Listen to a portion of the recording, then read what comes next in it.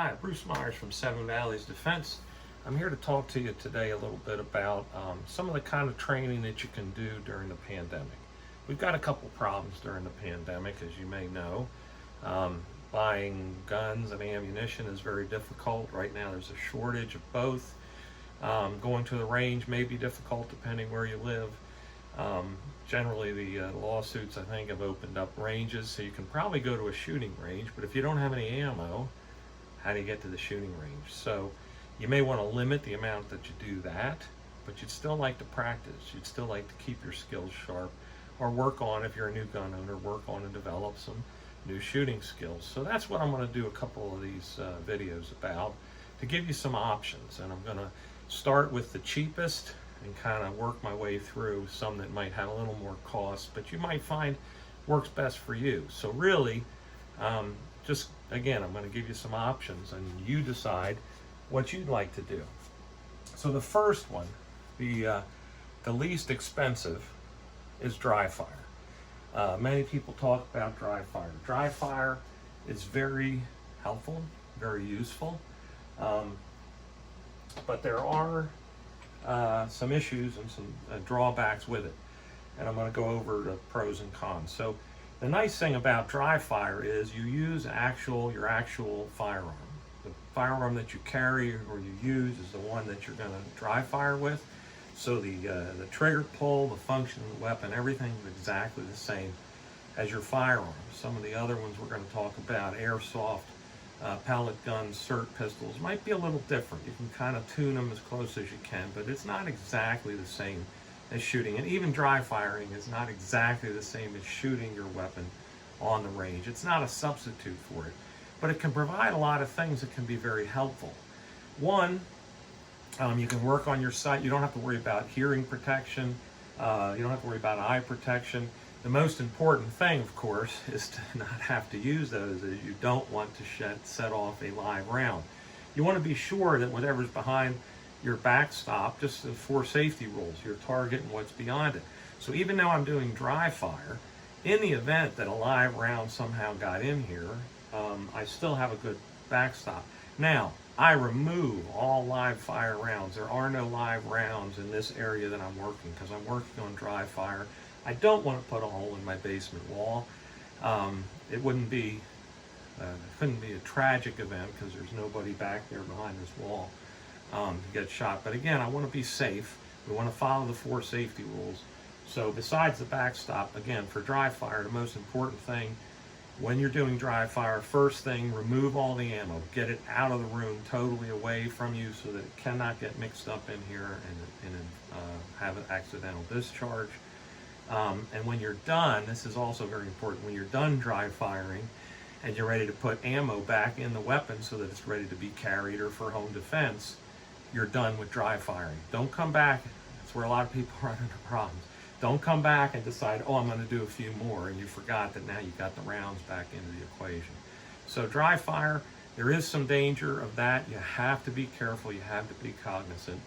But if you are and you do those things, it can be very helpful and very useful for a lot of reasons. So again, like I said, using the actual weapon.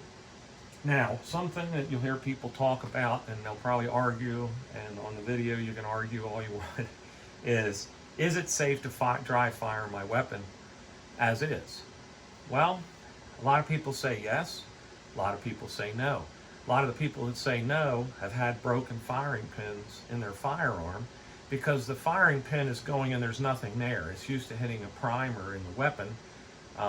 So it's not that the recoil is an issue. The issue is hitting nothing. It's hitting air. And sometimes I believe that can be a problem for the firing pin.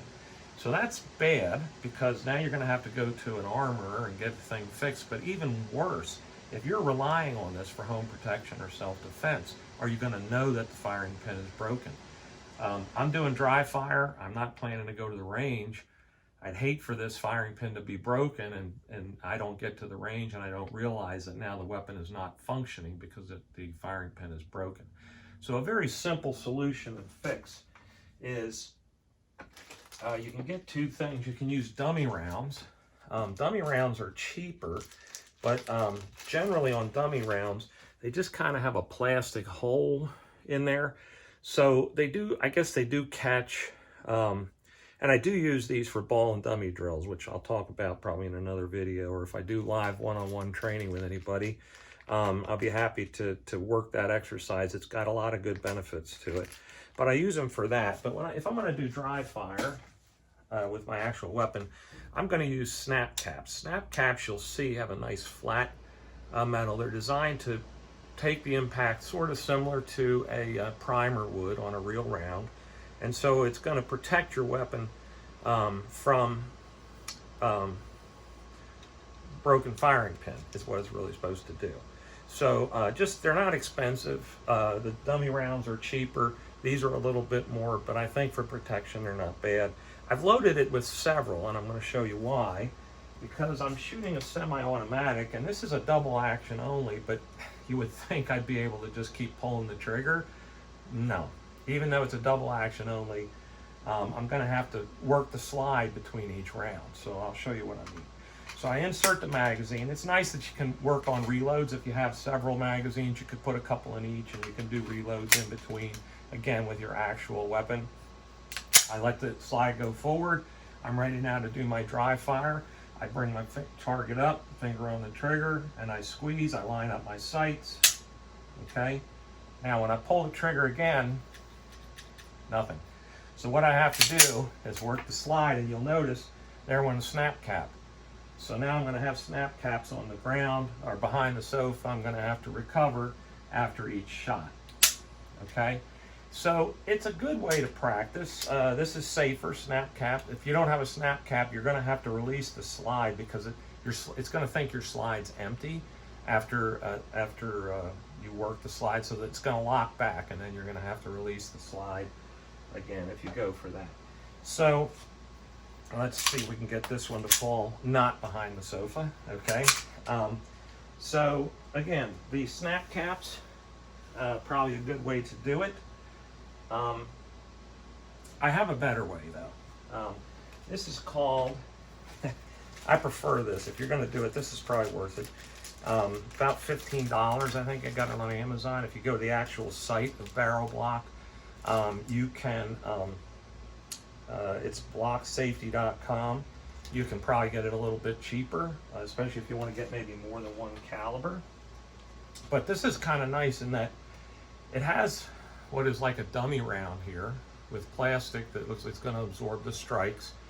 But you put it right through the barrel, okay? Insert it the whole way into the chamber, okay? And then in the magazine, they have a follower that kind of looks like a round. Now, if you want to just do what I just did, you want to put it with the bullet part down. This is just to fool the gun into thinking that your slide still has rounds and is not empty. So with this, the advantage of it, and you can trim this if you don't like all the excess. I use it on different firearms, so I just leave it at the length it came. It doesn't really bother me. If it gets in the way of your sight and your sight picture, maybe you want to trim it. But what I really like about this is when I go to do my dry fire practice, okay, I can tell visually that there is no round in the chamber. That's the real plus here. So as I do my dry fire, again, I have to cycle the slide. But what happens is this round in there, okay, it doesn't lock back because it thinks that there's a round in there. That plastic piece just makes it like that. So again, I can do another shot, okay? So I really like the Barrel Block because, again, it just visually, I know that I don't have a live round in here. I'm not going to get a live round in here. You're actually kind of doing half of a malfunction drill because you have to work the slide. So all it is really just add a tap to the magazine and work the slide, and now you've done half of a malfunction drill. The other thing you can do with this, I've found, is if you take this out, turn it upside down so it looks like there's an actual round in there. See, now it looks like a real round in there, but the barrel block is in the chamber. So now, when I put this in there, I'm simulating a double feed. Up. So now you can practice, rip the magazine out, okay? work the slide several times. Unfortunately, got the magazine out, but actually you would, so have another magazine with one of those followers in, and you can do the shot. This is not going to shoot without the other magazine because there's a magazine disconnect safety. So, just something to be aware of as a possibility. I'm going to pick this up and put it back in the right way because I got one other thing that I want to talk about. Okay, so this Dryfire is kind of old school. It's inexpensive. There's a lot of good things I mentioned about it. I would say with Dryfire, the big thing I like, if I'm going to do Dryfire, it's probably because I want to get a real good feel for the trigger and the action on my gun. So I'm going to use the barrel block, and I'm going to concentrate. Let's say when I have a lot of times when you have new shooters and you start them out and you try to teach them everything at once, they're so focused on that sight picture and moving around that they're not taking care and listening and being aware of the trigger pull. Okay, each firearm's different. There's a set point where it comes back, ready to fire, where you can then release it back to the set point. You don't have to go the whole way. Where does the trigger break? Okay, in its travel. Just a lot of things that nuances that it's good to be familiar with, and this is where Dryfire really shines. Okay. Speaking of old school, there's a lot of new things out there. If you have a rail on your gun, you can get Mantis X, which will help you feedback and so on. Again, that's more expensive. That's better than what I'm going to tell you about, but I'm going to show you again an inexpensive method, which is what when I first learned to shoot, we didn't have Mantis X, we didn't have SIRT pistols, airsoft was not a thing. Yeah, I know, I'm that old. But anyway, sorry, the cement on this doesn't hold the targets too well, and a lot of them end up behind the sofa. So I'll get the other round when I get that. So basically, the old method was, in the old days, okay, let me make sure it's ready to shoot first. Put a penny on your sight, okay, and then pull the trigger. You notice I'm not looking at the sights. What did I just do? I kept the penny on there. What is this exercise for? An important part, besides the sight picture and the grip and the stance and so on, that people often aren't aware of, if you have control of that trigger, it's going to improve your shooting immensely. That's where a lot of people have trouble. How much finger, where do I get it on the pad? Do I get it on here? How is it comfortable? So with your actual weapon, just that simple act, I'm going to have to charge it again, of putting a penny on the sight. Now see, I've learned to move the trigger all the way through the cycle without disturbing the gun. Not enough to take the penny off, okay? So a penny or a dime, whatever, just put a small coin on the sight.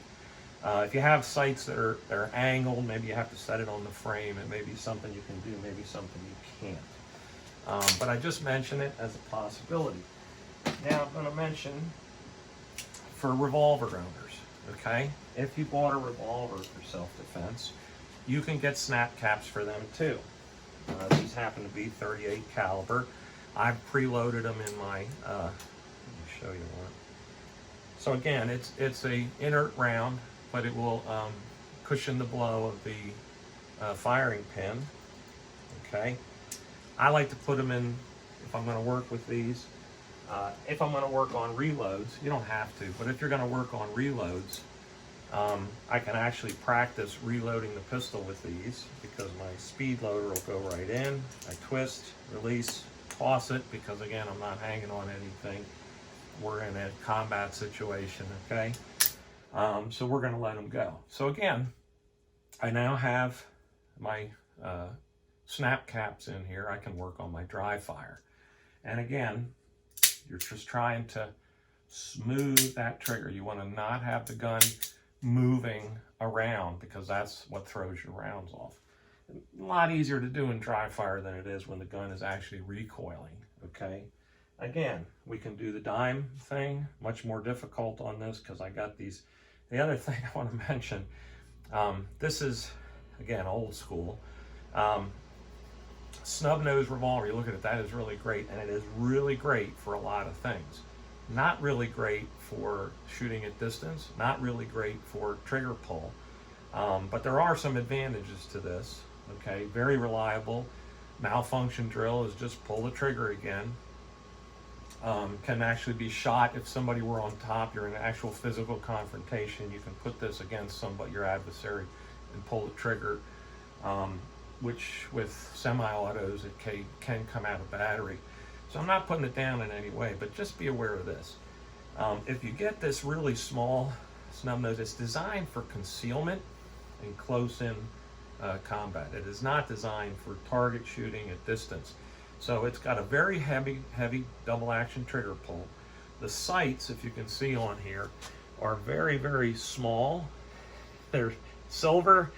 It's stainless steel. There is no red insert. There's no, glowing luminance. There's no night sights. It's basically a pretty basic gun. A lot of the new ones will have either shrouded the hammer or removed the hammer, which is good for concealment because you can imagine this could hang up on clothing when you're trying to draw it. But the disadvantage is that you can't use it as single action, okay, which is one of the things that this was designed for. If you're trying for a longer shot, the double action trigger pull on this is pretty heavy, about 10 pounds. This one's, even though I've shot it quite a bit, I've had it for years, it's still a very long and heavy trigger pull, but you'll notice I'm doing okay with it. Let's see if I can do okay with the dime trick. It's a lot more difficult because it's a tiny, narrow sight.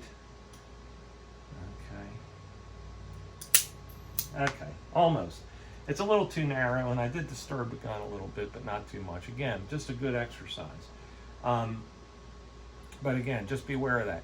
Now, if you get one that does have a hammer, you can draw it back and shoot.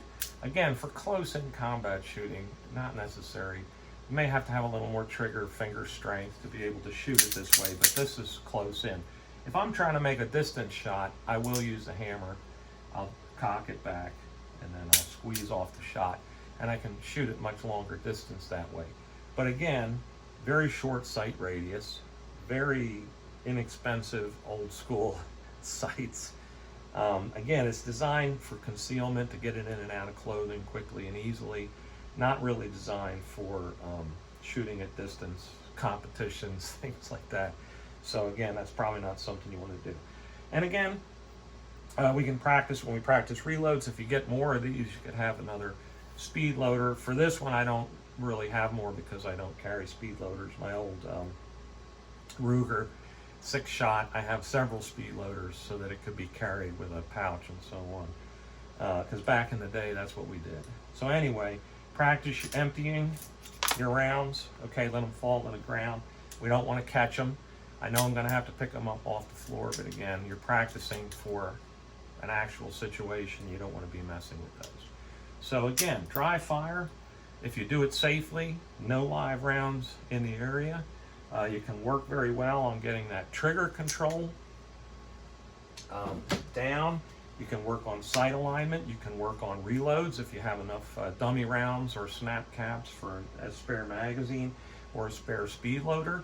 There's a lot you can do here to get ready, and then when you do have some rounds and some time and the money to go to the range, you can make that time much more effective because you've worked on these things in the house with dry fire in your home or garage or outside of your house. I'll mention in the other videos, when you go outside, just be careful that you don't want to upset the neighbors that you're out there playing around with a gun.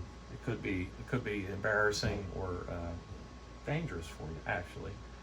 So again, just something to think about. Doesn't cost a lot. Dry fire. That's probably the most inexpensive, and there are advantages and disadvantages to each of these. I'm going to go over that with you as we go through these videos, but this is something you definitely want to think about, especially if you're a new gun owner. Spend a little bit, get the dummy rounds or the snap caps. Be safe when you do it, and try some dry fire to improve your skills between range trips and until you can find some ammo to practice with. All right, be safe. Have a great day.